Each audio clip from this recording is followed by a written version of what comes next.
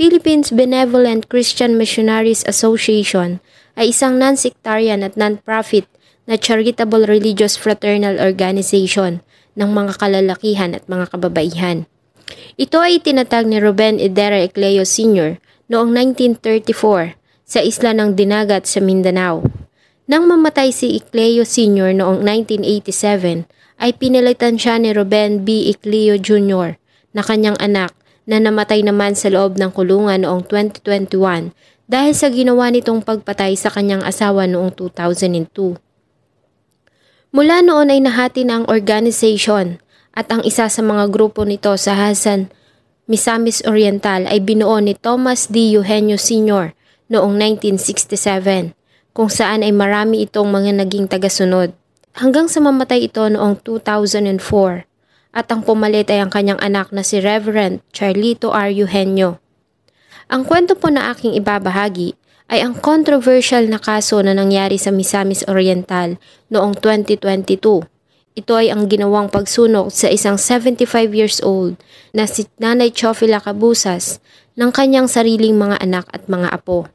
Sa utos ng isa sa kanyang mga apo na nagsabing, sinapian siya ng pumanaw na founder ng PBCM na si Thomas Eugenio Sr. At iniutos niya ang pagsunog sa lola dahil sa tumanggi ito na kilalanin siya bilang leader ng kanyang tinayong kulto. Bago ko po simulan ang ating story, sa mga bago po sa channel ko, please hit the subscribe button at pakipindot na rin po ang ating notification bell para ma-notify kayo sa mga bago nating upload na videos. Noong August 2022 ay isang nakakapanindig balahibo na balita ang kumalat sa ating bansa. Ito ay ang pagkamatay ng 75 years old na si Nanay Chofila. At ang nakakapanlumo, ang mga salarin ay ang kanyang sariling mga anak at apo. Si Nanay Chofila ay residente ng Sitio Palipi, Barangay Baliwagan, sa bayan ng Balingasag, Misamis Oriental. Ayon sa mga nakakakilala kay Nanay Chofila ay mabait ito at walang mga nakakaaway ng mga kapitbahay. Isa din itong deboto ng Philippine Benevolent Christian Missionaries Association, kung saan ay lagi itong dumadalo sa mga pagpupulong ng nasabing sekta na ginaganap sa bayan ng Hasan. Maging ang kanyang mga anak at mga apo ay mga deboto din ng nasabing sekta. Ngunit nagbago ang lahat nang ang isa sa mga apo ni Nanay Chofila na si Crisanto ay magtayo ng sarili nitong kongregasyon sa kanilang lugar. Ayon sa mga nakakakilala ay malaki umano ang kagustuhan ni Crisanto na maging pulis. Ngunit biglang nagbago ang hihip ng hangin nang piliin nitong maging isang leader ng isang maliit na kongregasyon o kulto sa kanilang lugar, kung saan ay tinatawag ito ng kanyang mga tagasunod na general. Ayon sa kanyang mga kaibigan at kaeskwela, ay magaling itong magdamit at kilala ito sa kanilang campus dahil sa taglay nitong kabaitan. Isang araw ay bigla na lamang nitong sinabi na siya umano ay sinapian ng pumanaw na leader ng Philippine Benevolent Christian Missionaries Association na si Thomas Eugenio Sr. Sa ginawa nitong mga revelations ay marami itong mga nahikayat na followers sa kanilang lugar. Kabilang na dito ang kanyang mga magulang, tiyuhin, tiyahin at mga pinsan. Lahat ng sinasabi ni Crisanto ay agad na sinusunod ng kanyang mga tagasunod, maliban sa kanyang lola Chofila na tumangging kilalanin si Crisanto bilang leader ng tinatag nitong kulto at nanatili itong deboto ng Philippine Benevolent Christian Missionaries Association sa Hasan na pinamumunuan ng anak ni Thomas Eugenio Sr. na si Charlito Eugenio na siyang barangay chairman noon sa San Antonio sa Hasan.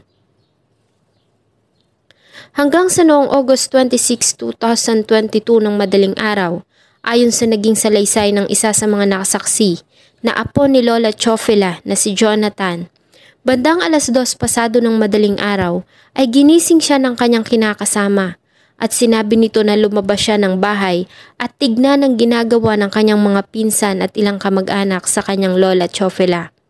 At kahit na nga inaantok pa ay bumangon siya at tinignan ang nangyayari sa labas. Ayon sa kanya, by the time na makalabas siya ng bahay, ay nakita niya ang kanyang Lola Chofila na gumagapang papalayo sa inipong kahoy na nag-aapoy. Sumisigaw ito sa sakit dahil sa mga natamong paso sa katawan. Sinubukan niyang awatin ang mga ito sa kanilang ginagawa, ngunit tinakot siya na pag nakialam ay siya naman ang kanilang ilalagay sa apoy. Kaya wala siyang nagawa kundi panoorin ang mga ito na pinapahirapan ng kanyang lola. Ayon pa sa kanya, ang kanyang pinsan na si Crisanto ang nag-utos na ilagay sa apoy ang kanilang lola dahil umano sa ito ay makasalanan. Ang kanyang uncle na si Nicolas Cabosas at pinsang sila Romeo Ercilia at Charlie Cabosas umano ang naglagay sa kanyang lola sa apoy, habang ang iba naman ay nanunood at nagsasalita ng mga wikang Latino na siya umanong bahagi ng kanilang ginagawang ritual. Ngunit hindi pa doon natapos ang paghihirap ni Lola Chofela. Dahil nang mawalan ito ng malay, ay binuhusan ng mga ito ng tubig ang lapnos na katawan ng matanda at pinilit nila itong itayo at inutusang sumayaw sa paligid ng apoy. Nang magising ang mga kapitbahay dahil sa komosyon, ay agad nilang tinungo ang lugar at pinahinto ang ginagawang ritual at sinugod nila ang matanda sa malapit na hospital, ngunit makalipas lamang ang ilang oras ay nakaranas ito ng cardiac arrest at dahil sa complication sa mga internal organs nito dahil na rin sa natamong 3rd degree burn ay binawian ito ng buhay. Ang nasabing pangyayari ay agad namang nakarating sa Balingasag Police at si Sergeant Robert Jan Galdo at ang kanyang team ang siyang inatasang humawak ng kaso. Ayon sa kanila, ang nasabing nakakapanghilakbot na insidente ay talaga namang nakakagulat dahil sa ang pamilya ay kilala sa lugar bilang mga mabubuti at mababait na mga residente ng lugar. Ang mga suspects ay agad ding sumuko sa mga kapulisan sa tulong ng leader ng Philippine Benevolent Christian Missionaries na si Charlito Eugenio. Agad namang nagpasa ng kasong parricide ang kapulisan sa prosecutor's office ng lalawigan laban sa mga suspect dahil sa brutal na pagpatay ng mga ito sa kanilang nanay Chofela. Sa 11 suspects ay 4 sa mga ito ay anak ni nanay Chofela at 5 naman ay kanyang mga apo. Ang nasabing complaint ay pinasa ng isa sa kanyang mga anak na si Erlinda Cabosas base sa sinumpaang salaysay ng anak nito na si Jonathan Cabosas na siyang tumayong primary witness sa kaso.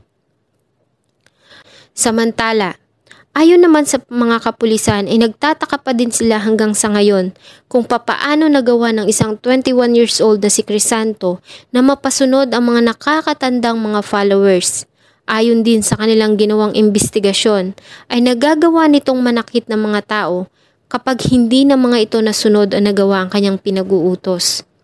Napag-alaman din nila na nakakaranas ng depresyon ang binata dahil sa kagagaling lamang nito sa breakup sa kanyang nobya. Ayon kay Major Tudor de Oro, ang police chief ng Balingasag, Misamis Oriental, ay hindi nagpakita ng kahit nakatiting na pagsisisi ang mga suspect kahit na nga sila ay nasa kulungan na. Sa halip, ay ilang beses pang sinabi ni Crisanto na tama lang ang kanilang ginawa sa kanyang lola dahil umano sa malaki nitong kasalanan. Inutusan din nito ang mga kasama na magsagawa ng ritual dance sa loob ng kanilang selda habang bumibigkas ng mga salitang Latin. Ang kanilang ginagawang ritual din ang nagiging dahilan para hindi ang mga ito makatulog. Tumanggi din sila na maligo at kumain dahil ayon sa kanila, ang tubig at pagkain sa loob ng detention facility ay madumi. May mga pagkakataon din na nagwawala si Crisanto sa loob ng kulungan, kaya naman ay pinosas ito ng mga pulis kahit pa nga nasa loob ng selda, at maging ng kanila itong dalhin sa prosecutor's office para sa inquest proceedings. Nang dalawin naman ang asawa ni Nanay Chofela ang kanyang mga anak at apo sa kulungan, ay hindi nito nagawang magsalita.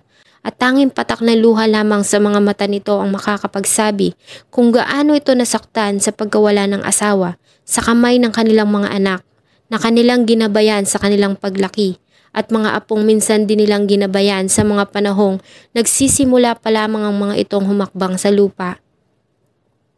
Wala na atang masasakit pa sa kwento ni Nanay Chofela na namatay sa kamay ng mga taong dapat sana ay nagmamahal at nag-aalaga sa kanya hanggang sa kanyang mga huling sandali dito sa lupa.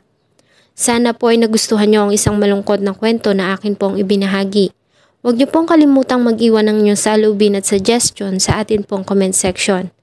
Thank you so much po and see you on my next